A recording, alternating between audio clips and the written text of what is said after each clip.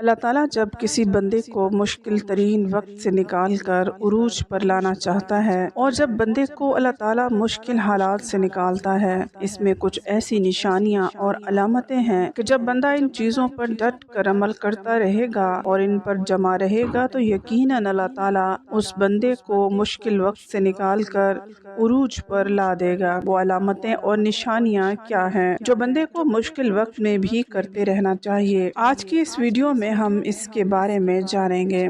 بسم اللہ الرحمن الرحیم۔ معزز ناظرین، مشکل حالات کے آنے کی دو صورتیں ہیں۔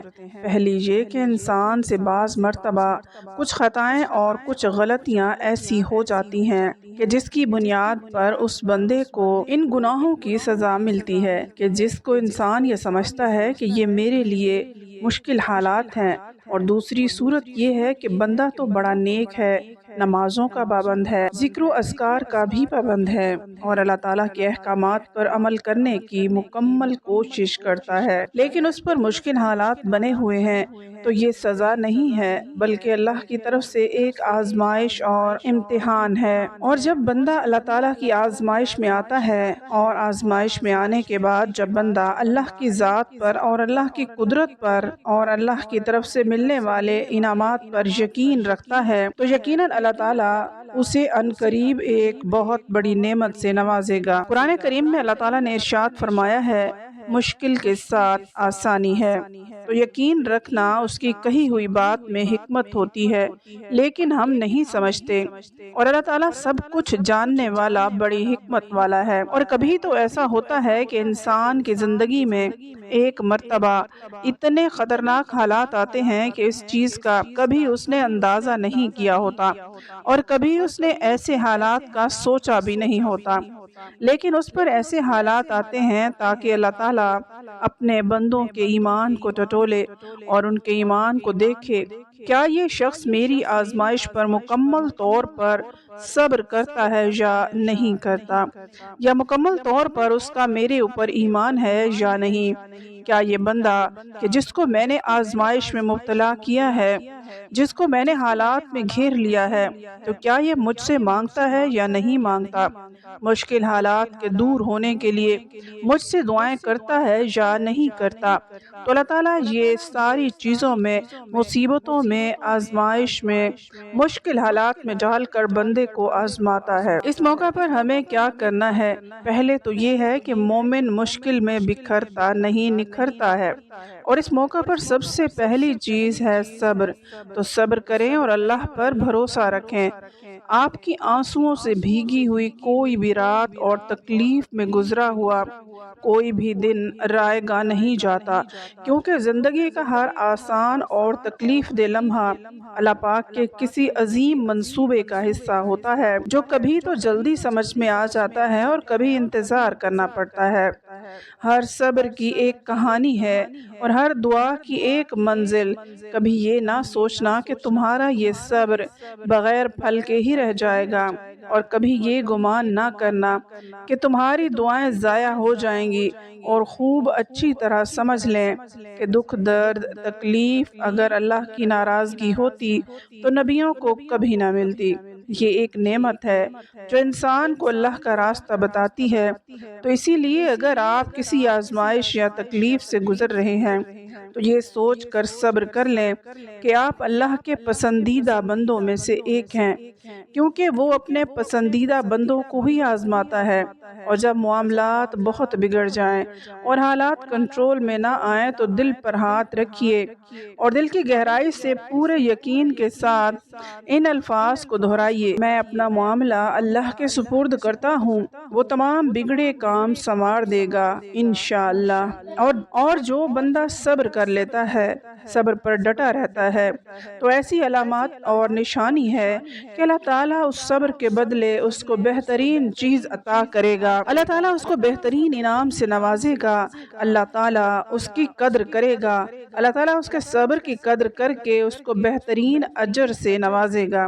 دوسری چیز کہ جب بندہ مشکل حالات سے گزرتا ہے، جب مصیبتوں میں گھر جاتا ہے، پھر اسے کوئی ذریعہ یا سبب بھی نظر نہیں آ رہا ہوتا، تو اس وقت کیا کرتا ہے کہ اللہ سے تعلق کو مضبوط نہیں کرتا، کہ نہ نماز سے قریب ہے نہ ذکر و اذکار سے قریب ہے، بلکہ نماز سے بھی دور ہو گیا اور ذکر و اذکار سے بھی دور ہوتا چلا گیا۔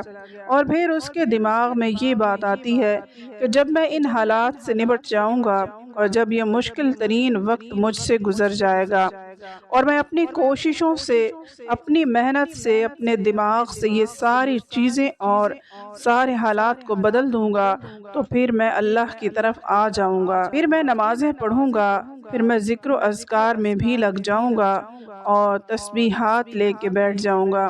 ناظرین، یہ ہماری سوچ بالکل غلط ہے۔ مشکل وقت ہے اور مشکل ترین وقت میں اللہ سے مانگنا گویا یہ کہ مشکل حالات کو ختم کرنے کا ایک بہترین ذریعہ ہے۔ مشکل ترین وقت میں اللہ کے ذکر کو نہ چھوڑنا اور اللہ کے ذکر کو کرتے رہنا اور اللہ کو یاد کرتے رہنا کہ ہمارے لیے مشکل وقت میں جب ہمارے ساتھ کوئی نہ ہو، اس وقت اللہ ہمارے ساتھ ہوتا ہے، اور جب زبان و دل ذکر الہی سے تر ہو اور دل اللہ پر بھروسہ کر لے تو زندگی کی سختیاں انہیں نقصان نہیں پہنچا سکتی، کیونکہ خلوت میں آنسوؤں سے چہرہ تر کرنے والے اور جلوت میں اپنی مسکراہٹ سے زندگی کا خیر مقدم کرنے والے لوگ ہی رب العالمین کے پسندیدہ ہیں، اور ہر مشکل میں رب ان کے لیے کافی ہے۔ تو دو چیزیں ہو گئی، ایک تو صبر، جس شخص نے صبر کر لیا تو سمجھ لو کہ وہ کامیاب ہو چکا، اور دوسرا مشکل وقت میں اللہ کو یاد کرتے رہنا۔ قرآن کریم میں اللہ تعالیٰ نے بار بار کئی جگہوں پر ذکر کی ترغیب فرمائی ہے، ذکر کی تلقین فرمائی ہے، اور اب تیسری چیز کی طرف آتے ہیں۔ تیسری چیز ہے دعاؤں کا اہتمام کرنا۔ جو بندہ مشکل وقت میں ہوتا ہے تو پھر اسے کچھ سمجھ میں نہیں آ رہا ہوتا، اسے کچھ نظر نہیں آ رہا ہوتا کہ میں کیا کروں، تو مشکل وقت میں کثرت سے اللہ سے اپنے حالات کے بدلنے کے لیے دعائیں کرتے رہنا۔ دعائیں اندیکھی ہوتی ہیں لیکن وہ ناممکن چیزوں کو ممکن بنا دیتی ہیں۔ معجزات کرنا اللہ کا کام ہے، ہمارا کام بہت آسان ہے۔ دعا، یقین اور صبر، مصائب اور آزمائشیں تو سب پر آتی ہیں، کوئی ان سے ہیرے کی مانند نکھرتا ہے تو کوئی اپنا آپ ہی کھو دیتا ہے۔ وہ آزمائش جس میں آپ ثابت قدمی سے ڈٹے رہیں اور رب کی نافرمانی سے بچے رہیں، وہ زمین سے اٹھا کر آسمان کی جنتوں کا وارث بنا دیتی ہے۔ درد کا سجدہ ہو اور اللہ نہ ملے، سسکیوں کی پکار ہو اور وہ نہ سنے، آنسوؤں سے بات کرو اور وہ آنسوؤں کی زباں کو نہ سمجھے، دل تکلیف سے پھٹ رہا ہو اور وہ تمہارے ٹوٹے دل کی تکلیف کو نہ سمجھے، صبر کی آخری حد ہو اور وہ نہ جانتا ہو، بے جان آنکھیں، اس کو اٹھا کر دکھاؤ اور وہ دعاؤں پر کن فیکون نہ کہے، ایسا کبھی نہیں ہو سکتا۔ وہ رب بہت رحیم ہے، تھام لے گا پکار کر تو دیکھو، اور جب تم مانگو تو یہ مانگو کہ وہ ان چیزوں میں تمہارے صبر کا امتحان نہ لے جن سے تم بے حد محبت کرتے ہو۔ اللہ دیکھتا ہے جب تم آسمان کی جانب دیکھتے ہو، اللہ دیکھتا ہے جب تم دعا کے لیے ہاتھ اٹھا کر خاموش ہو جاتے ہو۔ اللہ واقف ہے تمہاری ہر تکلیف اور ہر پریشانی سے۔ اللہ کو اندازہ ہے جب تم صبر کرتے کرتے تھک جاتے ہو۔ اللہ کو ہر اس لمحے کی خبر ہے جب تم بے بس ہو کر خاموش ہو جاتے ہو۔ یقین رکھو، صبر رکھو، امید رکھنے والوں کو اللہ کبھی نا امید نہیں ہونے دیتا۔ جانتے ہو تم خاص کیوں ہو؟ کیونکہ تم ہر بار صبر کر لیتے ہو، تم شکوہ نہیں کرتے، تم خود کو بدل رہے ہو، تمہاری تنہائی میں رب سے باتیں ہوتی ہیں، تم نے مقصد حیات کو جاننا شروع کر دیا ہے، تمہاری امید اللہ سے ہے۔